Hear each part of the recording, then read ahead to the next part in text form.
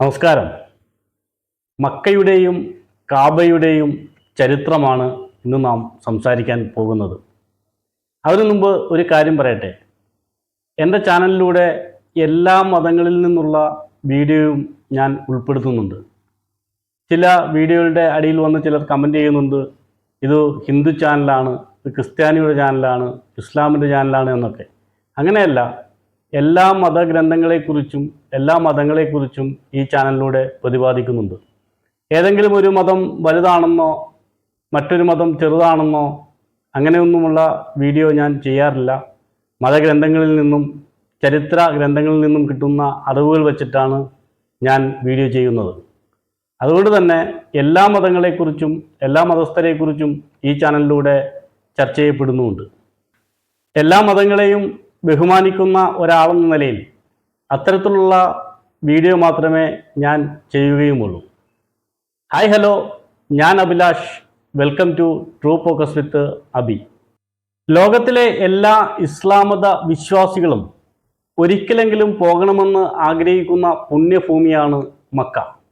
ആ മക്കയുടെ ചരിത്രമാണ് ഇന്ന് നാം സംസാരിക്കുവാൻ പോകുന്നത്. സ്വർഗത്തിൽ നിന്നും പുറത്താക്കപ്പെട്ട ആദം നബിയും ഹവ്വ ബീവിയെയും ഭൂമിയിലേക്ക് അയക്കുവാൻ തീരുമാനിച്ചു. ഹവ്വ ബീവിയെ മക്കയിലേക്കും ആദം നബിയെ മക്കയുടെ കിഴക്കൻ മേഖലയിലേക്കും പറഞ്ഞയച്ചു. ഒരുപാട് കാലം പരസ്പരം ഇരുവരും അന്വേഷിച്ചു നടന്നു. അവസാനം ആദം മക്കയിൽ എത്തിച്ചേർന്നു. മക്കയുടെ അടുത്തുള്ള അറഫ മലമുകളിൽ വെച്ച് ഇരുവരും പരസ്പരം കണ്ടുമുട്ടി. മനുഷ്യൻ ആദ്യമായി അള്ളാഹുവിനെ ആരാധിച്ച സ്ഥലവും മക്കയിലാണ്. അള്ളാഹുവിനെ ആരാധിക്കുവാൻ വേണ്ടി ലോകത്തിൽ ആദ്യമായി ഇബ്രാഹിം നബിയും മകൻ ഇസ്മായിൽ നബിയും ചേർന്ന് നിർമ്മിച്ച ഭവനമാണ് കാബ. ഇതിനോടുള്ള ബഹുമാനം മൂലം അള്ളാഹു സ്വർഗത്തിൽ ഇതേപോലെയുള്ള ഒരു കാബ നിർമ്മിച്ചുവെന്ന് പറയപ്പെടുന്നു. അള്ളാഹു നിർമ്മിച്ച കാബയ്ക്ക് ചുറ്റും ദിവസവും 8000-ഓളം മലക്കുകൾ വലയം വെക്കുന്നു എന്നാണ് പറയപ്പെടുന്നത്. അങ്ങനെ ഇബ്രാഹിം നബിയും മകൻ ഇസ്മായിലും നിർമ്മിച്ച കാബയുടെ പണി പൂർത്തീകരിക്കാറായപ്പോൾ ഒരു കല്ല് വെക്കാനുള്ള ഭാഗം ബാക്കിയായി.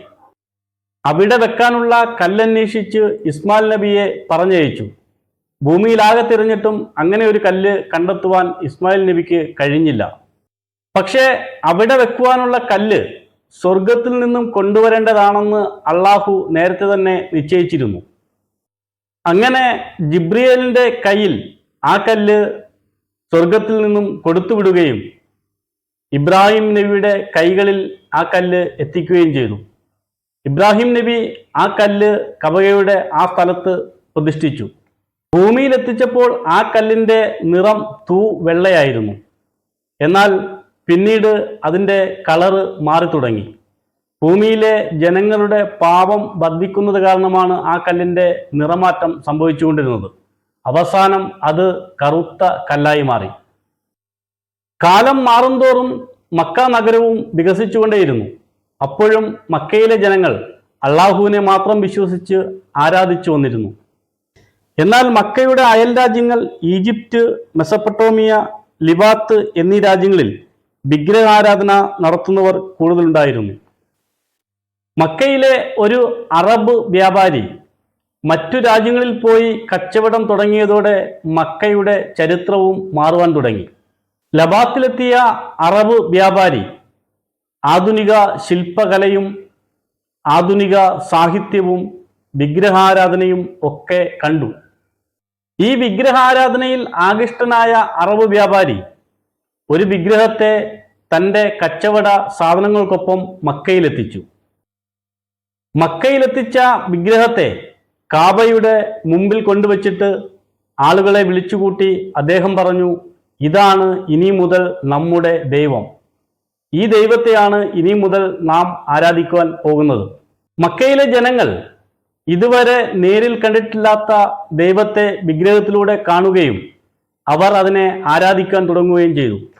അങ്ങനെ മക്കയിലേക്ക് നിരവധി വിഗ്രഹങ്ങൾ വന്നു തുടങ്ങി. ഏതാണ്ട് 6-ാം നൂറ്റാണ്ടിലെത്തിയപ്പോൾ ഏതാണ്ട് 360ഓളം വിഗ്രഹങ്ങളാണ് കാബയിൽ പ്രതിഷ്ഠിക്കപ്പെട്ടത്. അറബ് ഗോത്രങ്ങൾ പല പേരുകളിൽ പല ദൈവങ്ങളെ വിഗ്രഹാരാധനയിലൂടെ ആരാധിക്കുവാൻ തുടങ്ങി. വർഷങ്ങൾ കടന്നുപോയി. ലോകത്ത് വിഗ്രഹാരാധന കൂടി വന്നു. അറേബ്യൻ ജനത വിഗ്രഹാരാധനയിൽ മുങ്ങിപ്പോയി. അങ്ങനെ മനുഷ്യൻ ആദ്യമായി അള്ളാഹുവിനെ ആരാധിച്ച മണ്ണിലേക്ക്, അള്ളാഹുവിനായി ആദ്യമായി ഭവനം പണിത മണ്ണിലേക്ക് മുഹമ്മദ് നബിയെ അള്ളാഹു അയക്കുവാൻ തീരുമാനിച്ചു. മുഹമ്മദ് നബിയുടെ വരവോടുകൂടി ഏകദൈവ വിശ്വാസത്തിലേക്ക് അറേബ്യൻ ജനത തിരിച്ചു വരികയും വിഗ്രഹാരാധന പൂർണ്ണമായി ഇല്ലാതാവുകയും ചെയ്തു. മുഹമ്മദ് നബി സ്ഥാപിച്ച ഇസ്ലാം മതം ലോകത്താകമാനം വളരുകയും ഇന്ന് ലോകത്തിലെ ഏറ്റവും വലിയ രണ്ടാമത്തെ മതമായി മാറുകയും ചെയ്തു.